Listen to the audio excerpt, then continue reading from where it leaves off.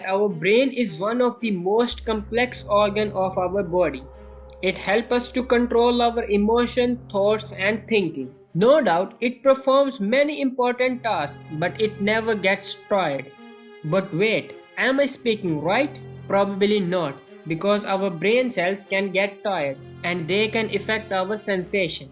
Well, keep watching Gateway to Knowledge to know how tired brain cells may distort your sense of time. Time in the brain doesn't follow the steady ticking of world's most precise clocks. Instead, it seems to fly by at one moment and practically stand still at others. This distorted sense of time may be caused by brain cells getting tired. When the brain has been exposed to the same exact time intervals too many times, neuron or brain cells get overstimulated. However, our perception of time is complicated, and many other factors may also explain why time moves slowly sometimes and quickly at others. We have only very recently begun to understand how our brain perceives time. In 2015, researchers found the first evidence of neurons whose activity fluctuates with other perception of time. But it was not clear if these neurons found in small brain region called the supramarginal gyrus was keeping the accurate time for the brain or creating a subjective experience of time.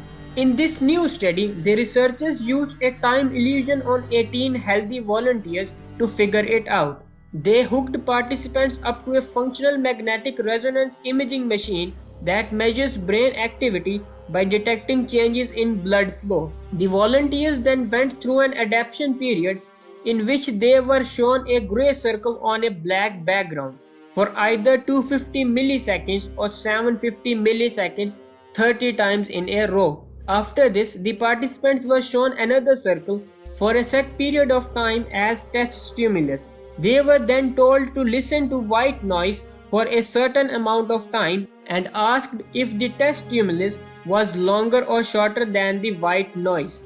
The researchers found that if the test stimulus was similar in length to the adaptation stimulus in duration, activity in the supramarginal gyrus decreased. And the idea is that this repetition tired out the neurons that are sensitive to that time duration. But the other neurons that are sensitive to other durations are still active. This difference in activity level distorted the participant perception of time. If a person is exposed to a stimulus longer than the duration, the brain was adapted to, the participant overestimated time, and if exposed to a shorter stimulus, the participant underestimated the time. This can distort our sense of time in the real world. But we cannot say at this point that the neuron fatigue caused skewed time perception because our study only showed a correlation between neuron fatigue and distortion of subjective time. It is also possible that there are multiple mechanisms at work in brain to create one single perception of time. For example, our perception of time may be intimately related to our expectations, maybe due to the chemicals in the brain or even the speed at which brain cells activate one another and form a network when performing a task.